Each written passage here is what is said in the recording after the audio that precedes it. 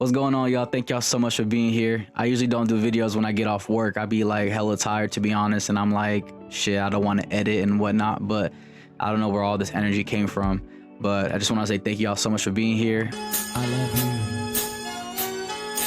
you. I'm going to be watching a video with you guys, and I know I've been posting a lot of like political stuff recently, like with, you know, the elections coming up. Every election, bad things happen.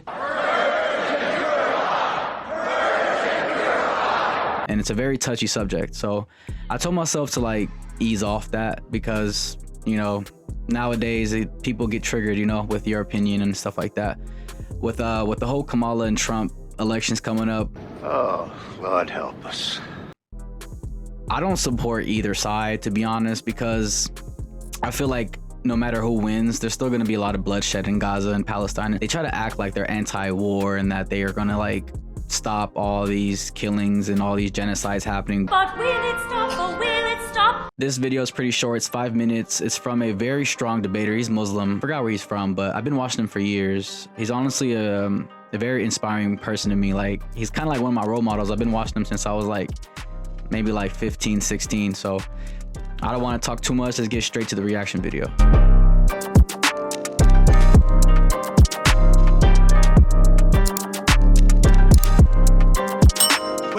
Welcome to My crib. All right, y'all, so this is the video right here. It's titled "Trump Isn't Anti-War. It's Time to Debunk This Dangerous Myth."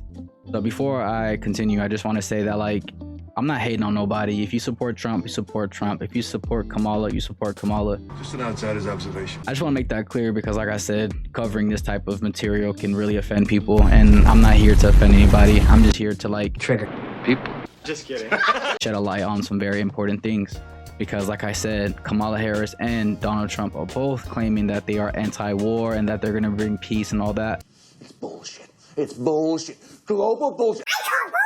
A few years ago, when Donald Trump was president, he was the one that supported Saudi Arabia in the genocide of Yemen. A lot of people died in Yemen. A lot of people died from famine, from, you know, diseases and all that stuff that comes with it. And also just like the bombings. Like, Saudi Arabia was bombing the shit out of Yemen with the help of America. America first. America first. Again, I'm just highlighting just some important things that I feel like you should know, but some people are not going to care. They're going to vote for whoever they want to vote for. You betcha. I feel like when we vote leaders, we have to see that this facade that they're putting up is not like really true. You feel me? Like, I can't really describe it. I'm just so tired of seeing people like lie and virtual signal and like do all these things to win people's votes, when they come into office they do the absolute like opposite of what they're gonna say. Shouldn't our leaders be men we admire? That's enough of me ranting, to be honest. I'm just tired and fed up of seeing just the lack of leadership in the world today. It's like, wake up, America. But yeah, I'm always complaining, to be honest, so let's move on to the video. you complain a lot. I keep meeting people in left-wing circles, in Muslim circles, in Arab American circles, who tell me that they're voting for Donald Trump because he isn't a hawk. He didn't start any new wars. He killed fewer Muslims than Democratic presidents do. This argument is doing my head in, because it just isn't true. It's total nonsense. So when it comes to Trump and war and killing Muslims in particular, it's time for a debunking. Number one, he didn't start any new wars, they say. Well, it's not like he didn't try. We just got lucky. In his first year in office, he picked a fight with nuclear-armed North Korea. He called Kim Jong-un Little Rocket Man, called him short and fat, and threatened him with fire and fury. Yeah, remember that movie that Seth Rogen made? Was it Seth Rogen? But when they made that movie making fun of North Korea and Kim Jong-un, and I remember when I watched that movie at the movie theaters with my boy Ahmad, if you're watching. Ahmad never watches my videos, but I'm probably gonna tell him to watch this video. But I remember me and him went to go watch it, and I was like, after we finished, I was hella paranoid. I'm like, bro, like, I'm scared to go home. Oh, sissy. The reason why it was scary is because Kim Jong-un is the type of person, if you make fun of him, he don't play. Like, when he gets mocked and stuff like that, like, I feel like he would start spamming missiles. So I remember when that movie was made, like, North Korea was like low-key threatening America to take that movie down. Or die. To stop showing it in movie theaters, but they kept on showing it. But yeah, it's so random to bring that up, but I just find it hella funny. Trump's own Homeland Security officials were so shit scared that he'd start a major war with North Korea that they had multiple meetings to prepare for a nuclear attack, a North Korean nuclear strike on American soil. In his last year in office, Trump illegally assassinated Iran's top general, Qasem Soleimani, via a drone strike. That shit was crazy. And the only reason we didn't have a full-on war with Iran is because the Iranians chose to show restraint and not respond in kind. And they're still showing a lot of restraint right now with what's going on in Israel. Like, Israel is like literally like just like messing with the lion, you feel me? Like poking him through the cage. Iran right now, I feel like they want to retaliate, they want to go ham. Did you just say ham? But they just can't, because they know if they Bomb!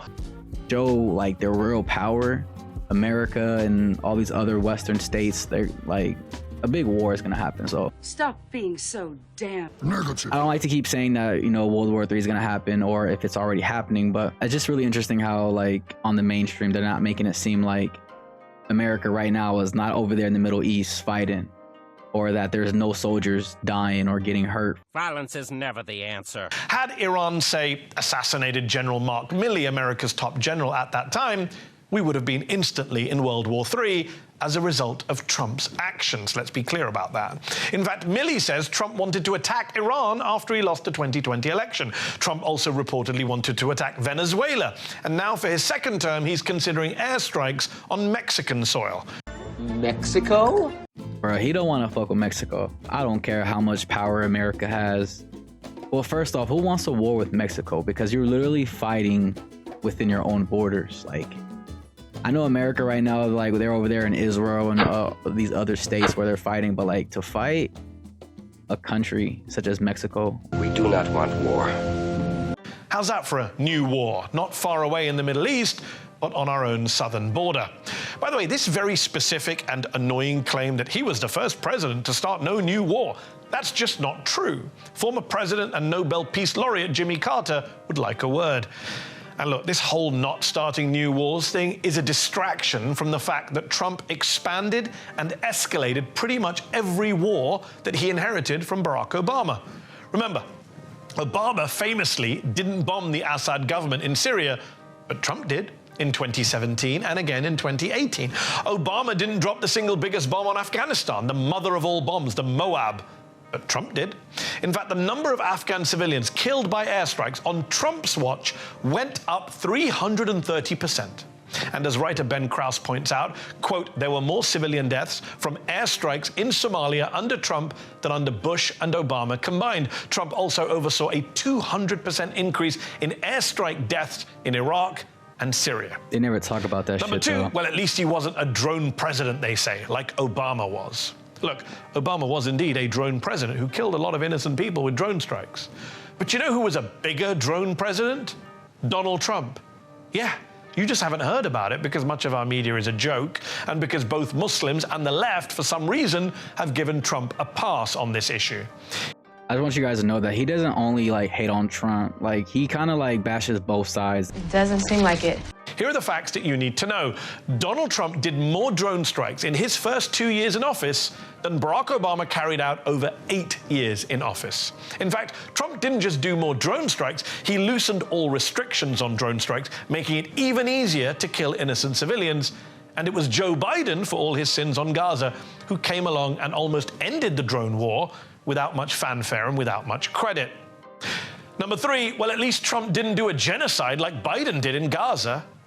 Yes, he did. Yes, he did. In Yemen. How have we just forgotten the Yemen genocide? With tens of thousands of deaths, thousands of kids killed, and a man-made famine. It started on Obama's watch, yes. But in 2018, it was President Trump who oversaw the Yemen war's deadliest and most violent year up until that point. It was Trump who was in charge when a US-made bomb was dropped on a school bus full of Yemeni kids. And it was Trump, like Biden with Israel, who bypassed Congress to get weapons and bombs to his pal MBS in Saudi Arabia, which were then used to kill even more innocent Yemenis en masse.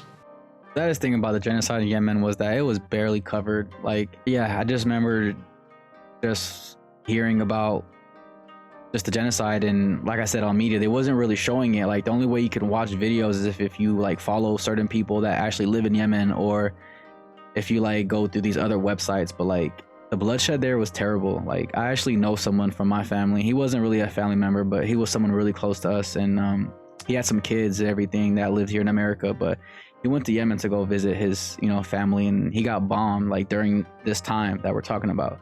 He was with his nephew, like he was holding his nephew's hand while he was walking in the street, and then a bomb literally fell right on top of his head. Of course, the bombs belonged to Saudi Arabia, but it was bombs that freaking came from America. So again, America is so involved, and we all know that America is not a innocent country. Like, although the people that live in America may be innocent And guilty until proven innocent. but our country, our government has been responsible for so much bloodshed, and I cover that a lot in my podcast, and it's nothing new. However, I just, again, feel it's really unfortunate that, my country of Yemen, like, a genocide happened there, and, like, it didn't get the spotlight it deserved. But at the end of the day, it is what it is, you feel me? Afghanistan, Pakistan, Yemen, Iraq. So when you say Trump didn't do a genocide, didn't mass kill Muslims, you're erasing the people of Yemen, and you should really be ashamed of yourself. You should be ashamed.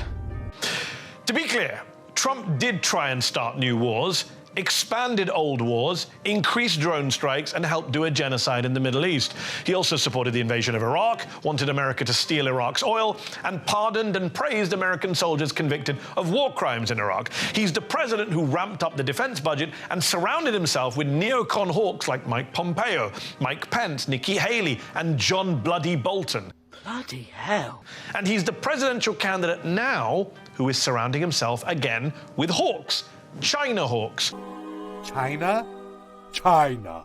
Who would love nothing more than a new American war with the nuclear-armed People's Republic. So, Donald the Dove? No, that's ridiculous. It's perhaps the biggest, most annoying, and most demonstrable lie in American politics right now. Don't fall for it. Last thing too, with Donald Trump, I feel like he's the one that kind of helped start the genocide in Palestine. People are gonna be like, what the fuck, that makes no sense, he wasn't even president. But when he was president, he made Israel the capital state of Jerusalem, and some people are gonna be like, what's wrong with that? But that enraged a lot of the Palestinians there, because right there and then people knew that something big was gonna happen. Like when Trump literally was giving Israel so much power over the Palestinian people, he was signing all these policies that were literally favoring the Israeli people. And I'm not against the Israeli people, but I'm talking about the Zionists. He made them so strong when he was in, the White House and shit. But yeah, again, people are gonna be like, yo, that's so far-fetched, or that doesn't make any sense. But if you do some research a little bit, you will understand that when he was, president, he was focusing a lot of his attention on the Zionists. He was giving them so much power and so much fuel and so much recognition and so much acknowledgement that it kind of just made Palestinians feel they're not there anymore. So yeah, I'm gonna cut the video short right here. I just wanted to, like I said, throw some light on some things that Trump is responsible for. But like I said, I'm not here to bash Trump, nor am I here to bash the other party, Kamala Harris and whatnot. But these elections are going to be really interesting, and I just feel like something big is going to happen before these elections or after the elections. Some people think it's going to be a civil war. Some people think World War III is going to hit before the elections. However, I just, we just pray, you feel me? All we can do is just hope that God is going to give people the courage to stand up and to really elect someone who is going to make a difference in this country. But I feel like we're not really left with much. I feel that.